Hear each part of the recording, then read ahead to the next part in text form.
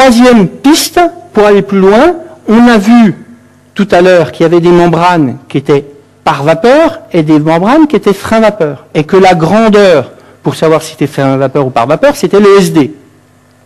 Eh bien, il y a des personnes qui sont dans la salle qui pourraient en parler mieux que moi, parce qu'ils en vendent, eh bien, il y a des matériaux qui font finalement, qui sont idéaux a priori dans cette approche, c'est-à-dire que l'hiver, ils font par vapeur, et l'été, ils font frein vapeur.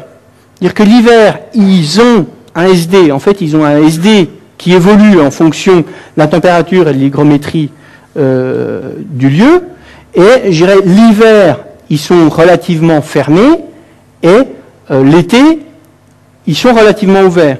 Donc vous voyez là sur l'Intello que le SD, donc plus le SD est élevé, plus c'est fermé. Donc là, vous voyez que le SD en hiver, ça c'est la courbe du SD, la variation du SD. Donc vous voyez qu'en hiver, il passe à 10, 12, 14.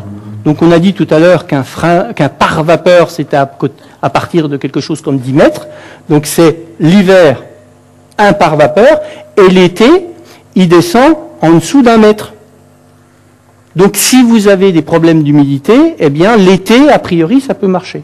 Ça peut, en tout cas, ça n'emprisonne pas l'humidité à l'intérieur du mur, ça lui permet de sortir de la paroi côté intérieur.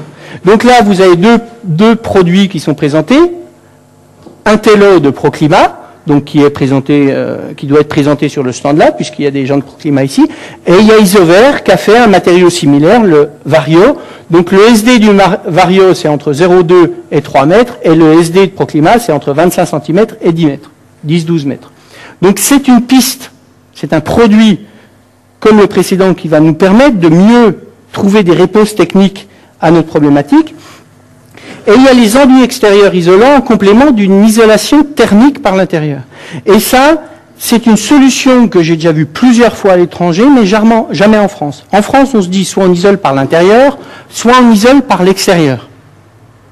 Eh bien, des fois, on ne peut pas isoler par l'extérieur. Parce qu'on a des belles façades, on n'a pas le droit, ou ça fait trop mal au cœur d'intervenir par l'extérieur. Donc, en tout cas, une isolation par l'extérieur n'est pas toujours possible. Donc, finalement, on se rabat sur une isolation par l'intérieur. Une isolation par l'intérieur, si vous avez des dalles, vous pouvez surisoler par l'intérieur. Si vous avez 50% des calories qui se barrent ou 80% qui se barrent par la dalle, c'est pas en augmentant votre isolant que ça va arranger la chose. Eh bien, finalement, on voit, en tout cas, moi j'ai vu plusieurs fois à l'étranger, eh bien, en complément d'une isolation par l'intérieur, un enduit de 4, 6, 8 cm isolant par l'extérieur. Et finalement, ça quoi? Ça calme énormément les ponts thermiques, les fuites par pont thermique. Et puis, vu qu'on a une petite isolation par l'extérieur, les problèmes de condensation, ils ne se font plus dans l'isolant, ils se font dans le mur. Donc, quelque chose de plus facilement maîtrisable que quand ils se font dans l'isolant intérieur. Donc, finalement, cette solution d'isolation, de complément d'isolation par un enduit extérieur, permet d'améliorer le bilan thermique d'une isolation par l'intérieur et de limiter les risques dus à la condensation. Alors, je mets ça, regardez, j'ai précisé, d'enduit vraiment isolant. Si on fait une recherche, et je suis un des acteurs de la filière chanvre en France, mais si on fait une recherche, si vous tapez en France sur Internet enduit isolant, vous avez 9 pages sur 10 qui vous montrent des enduits chanvre chaud. Un enduit chanvre chaud, c'est pas ce que j'appelle un enduit isolant. C'est un correcteur thermique, c'est un lambda de 0,15, 0,20, c'est pas un enduit isolant. Vous allez à l'étranger, vous trouvez des enduits isolants qui sont entre 0,5, 0,06, 0,07, 0,08, 0,09. Il y en a aussi en France, mais ils sont hyper anecdotiques.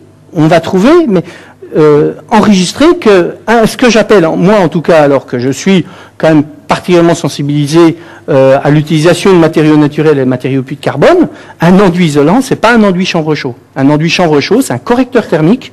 Donc si vous avez 2-3 cm côté intérieur pour arrêter les rayonnements froids d'une paroi, 2-3 cm de chanvre chaud, c'est l'affaire. Si vous avez 5-6 cm, eh bien, il faudra prendre un autre matériau, un matériau qui a un lambda beaucoup plus faible, 2 à 3 fois plus faible qu'un enduit isolant.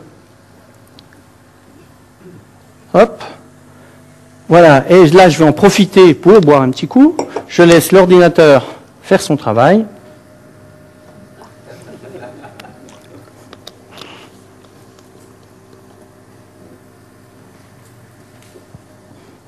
Voilà, merci.